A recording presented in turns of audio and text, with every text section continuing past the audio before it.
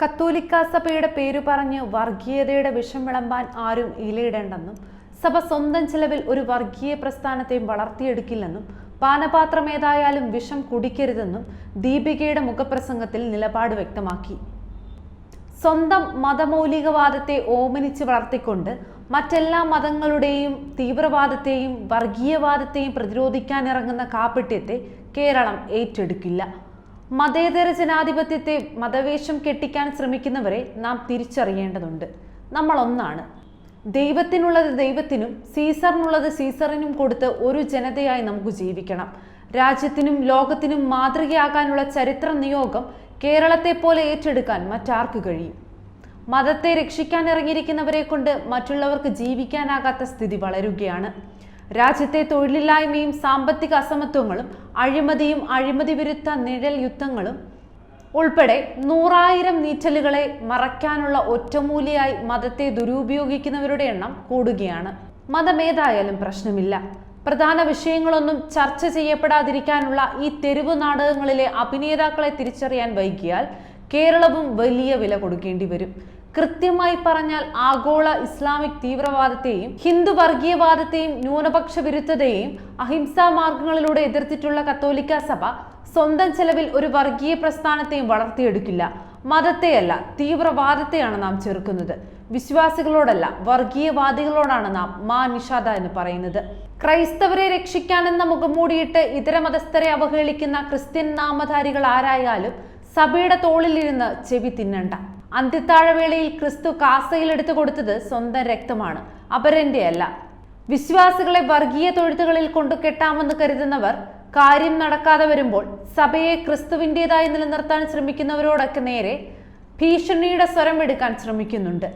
അകത്തും പുറത്തുമുള്ള ഒറ്റുകാരെയും പീഡകരെയും നിഷ്പ്രഭമാക്കിയാണ് സഭ ഇന്നോളം സഞ്ചരിച്ചതെന്ന യാഥാർത്ഥ്യം അവരെ ഓർമ്മിപ്പിക്കുക മാത്രം ചെയ്യുന്നു.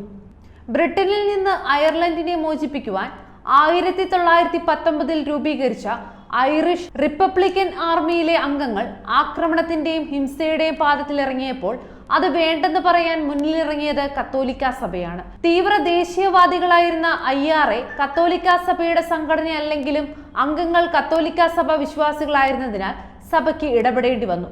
ആദ്യമൊക്കെ IRAയെ പിന്തുണച്ചവരും പിന്നീട് അപകടം മണത്തറിഞ്ഞു.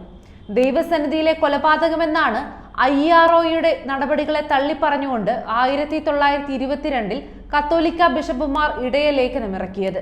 പിന്നീടും പലതവണ IRAയുടെ ഹിംസാത്മക പ്രവൃത്തികളെ ഇടയ ലേഖനങ്ങളിലൂടെ അപലപിക്കേണ്ടി വന്നു. വർഗീയതയ്ക്ക് മറുപടി വർഗീയതയല്ല. ഇസ്ലാമിക് തീവ്രവാദികളുടെ വംശഹത്യയിൽ ഇറാഖിലും സിറിയയിലും ഈജിപ്തിലും ലിബിയയിലും സൊമാലിയയിലും യമനിലും നൈജീരിയയിലുമൊക്കെ 10,000-കണക്കിന് ക്രൈസ്തവർ കൊല്ലപ്പെട്ടുകൊണ്ടിരിക്കുകയാണ്. ലക്ഷക്കണക്കിന് ആളുകൾ പലായനം ചെയ്തു. കേരളത്തിലെ രാഷ്ട്രീയക്കാരും മാധ്യമങ്ങളും അറിഞ്ഞില്ലെന്നേ ഉള്ളൂ. ഹൈന്ദവ വർഗീയവാദികൾ ഇന്ത്യയിലും ക്രൈസ്തവരെ വേട്ടയാടുന്നുണ്ട്. പക്ഷെ ഇതൊന്നും വർഗീയമായി സംഘടിക്കാനുള്ള കാരണമാക്കാൻ ക്രൈസ്തവർക്കറിയില്ല. തെറ്റിപ്പോയെന്ന് തോന്നിയിട്ടുള്ള ചരിത്രഭാഗങ്ങളെ ന്യായീകരിക്കാനല്ല, കുരിശിൽ പിടിച്ചുകൊണ്ട് ലോകത്തോട് മാപ്പ് പറയാൻ മടിച്ചിട്ടില്ലാത്തവരാണ് കത്തോലിക്ക സഭയെ നയിക്കുന്നത്. മറ്റുള്ളവർ അങ്ങനെ മാപ്പ് പറഞ്ഞിട്ടുണ്ടോ എന്ന ചോദ്യത്തിന് ഉത്തരം പറയേണ്ടത് സഭയല്ല. അതുകൊണ്ട് സ്വന്തം മതത്തിലെ അതിന്യൂനപക്ഷമായ തീവ്രവാദി കൂട്ടങ്ങളെ തള്ളിപ്പറയാൻ സഭയ്ക്ക് മടിയില്ല. സഹോദര മതങ്ങളോട് സഭ അതിനായി ആഹ്വാനം ചെയ്യട്ടെ. അഹിംസയുടെ ഗാന്ധി മണ്ണിനെ നാം കൈവെടിയരുത്. നമുക്കൊരു മനുഷ്യാവകാശവും മറ്റുള്ളവർക്ക് വേറൊന്നുമെന്നത് കാപട്യമാണ്. ഏതു പാനപാത്രത്തിൽ നിന്നായാലും വിഷം കുടിക്കില്ലെന്നും മക്കൾക്ക് കൊടുക്കില്ലെന്നും പറഞ്ഞുകൊണ്ടേ നമുക്ക് സത്യസന്ധരാകാൻ കഴിയൂ.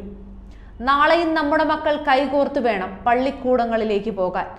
മതമേത് എന്നല്ല, കുഞ്ഞുങ്ങൾ പരസ്പരം ചോദിക്കേണ്ടത് വിശക്കുന്നുണ്ടോ എന്നാണ്. വിദ്വേഷത്തിന്റെ അടക്കം പറച്ചിലുകൾ ഉപേക്ഷിച്ച് അവർ സ്നേഹത്തിന്റെ സംഘഗാനങ്ങൾ പാടട്ടെ. ക്ഷേത്രങ്ങളിലും മോസ്കുകളിലും പള്ളികളിലും പുതിയൊരു ഉണർത്തുപാട്ടിന്റെ വരികൾ എഴുതട്ടെ. ഗോത്രകാലങ്ങളിലെ അക്രമോത്സുകവും പൈശാചികമായ ഭ്രമയുഗങ്ങളിലേക്ക് തിരിച്ചു നടക്കില്ലെന്ന് നമുക്ക് പ്രതിജ്ഞ എടുക്കാൻ ഇതാണ് സമയമെന്നും മുഖപ്രസംഗത്തിൽ പറയുന്നു.